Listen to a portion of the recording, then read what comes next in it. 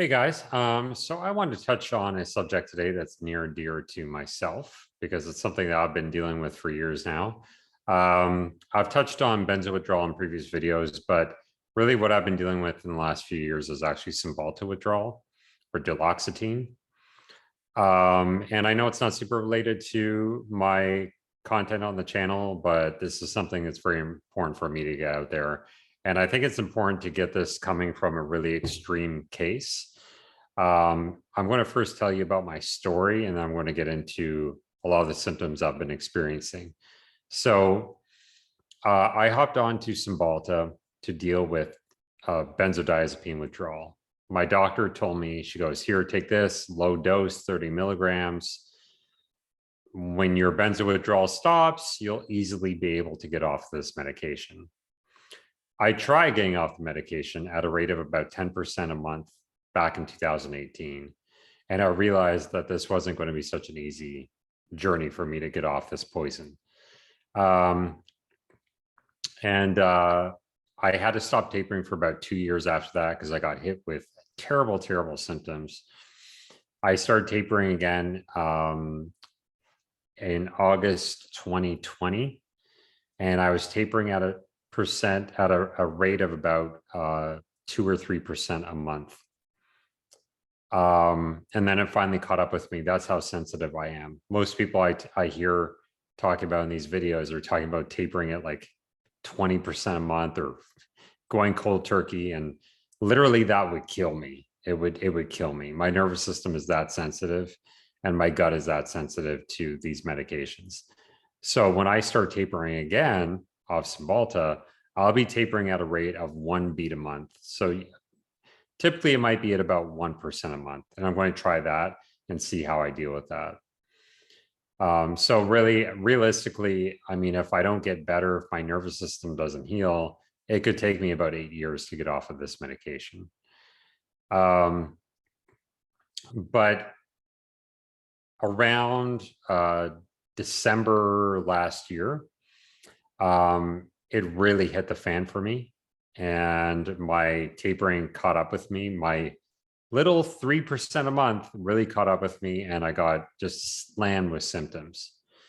And I feel like a lot of the videos I've watched on here, it doesn't really do it justice, the symptoms. A lot of people will talk about Cymbalta withdrawal, either be a doctor who's never had the problem themselves, or it'll be somebody who had maybe symptoms for a month and they had a little bit of depression or something. And it doesn't really like match up with the people I talk to in the groups in terms of having severe withdrawals. So for me now, I've been having severe withdrawals now for about, it was about 10 months. The main things that really hit me the hardest were intrusive thoughts. So for me, intrusive thoughts wasn't just thinking intrusive things. It was like dark images in my head. So really like just, I would have like a nightmare at night, and that would carry forward my whole day. Like of people coming after my family, breaking into my house, thinking just, I don't know, just doomsday type scenarios, just looping in your head nonstop. And just these dark, deep thoughts that just wouldn't let up. Dealing with severe depression on top of that, irritability, having no patience, anything would set me off. Anything. If someone put the mail in the mailbox the wrong way, I would start having a fit about it. You know, anxiety was off the charts. Horrible, horrible anxiety, to the point where I was like shaking, insomnia, or being overly tired and sleeping too much. All sorts of like histamine type issues. So like skin issues, gut symptoms. I really believe that this drug just decimates your gut health, and that has so much to do with your histamine, anxiety, and all that stuff. It's all tied in together. Vision is completely messed up. Along with the histamine, I get like terrible sinus stuff going on. Constantly like having sinus infections nonstop, which I still have. and the nausea and everything else that goes along with that as well. But the main things were anxiety, brain fog, intrusive thoughts, and heart pounding, heart palpitation type stuff going on. And gradually over time, so basically what I'm doing now is I'm still on Cymbalta. I'm on 20 milligrams. And if that gives you any idea, I've gone from 30 milligrams to 20 milligrams in 4 years. Mind you, I wasn't tapering for 2 of those years, but still goes to show how long it's been.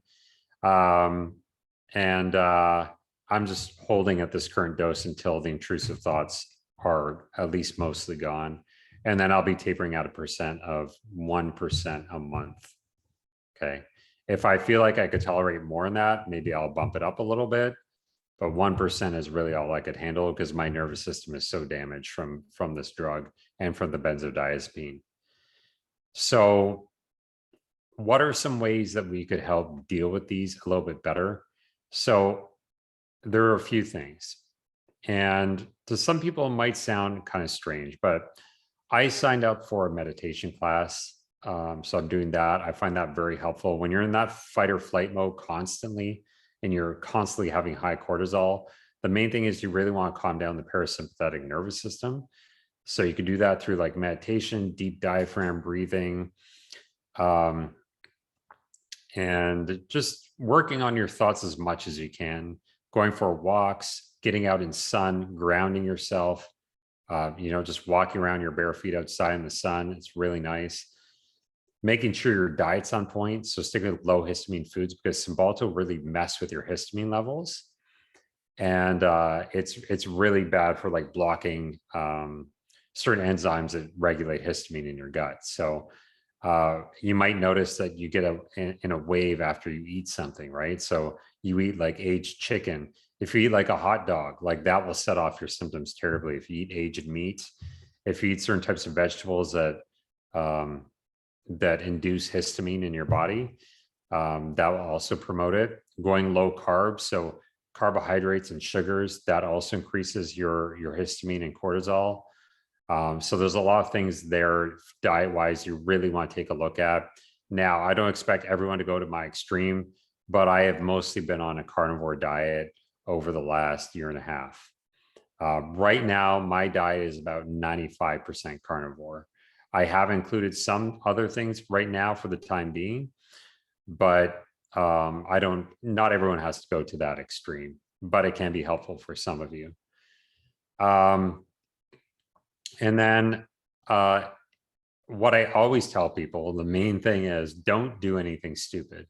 Never take any supplements unless you have tested them out first. You know that you're okay with them, or you might really need them. Never hop on another drug to help with withdrawal ever. That never works for anyone. It always works against you. Those are rules, the hard and fast rules. Never drink alcohol. Try to stay away from like recreational drugs. Don't smoke weed. Try to live as clean of a life as possible. I always tell people the silver lining of going through all this is learning how to take care of yourself better, learning how to live, a good lifestyle, live clean, eat clean, think better, handle stress better. This is what you need to do during this time to manage this syndrome or whatever you want to call it. But this is all these amazing things that will come out of this will carry you forward throughout the rest of your life. And not only that, but when you get to the other side, you're going to appreciate life so much more, and you'll have such better tools in your toolkit to live a healthy life and also help people also going through the same thing, or just helping your family or friends live a healthier life. So I really see that as a silver lining to this. But really, that's all I want to cover for today. I probably will be releasing some more content on Cymbalta at some point. If you guys like this video, subscribe, hit the like button, and leave your comments down below. I'd be happy to answer any questions. Thanks a lot, guys. Have a great day.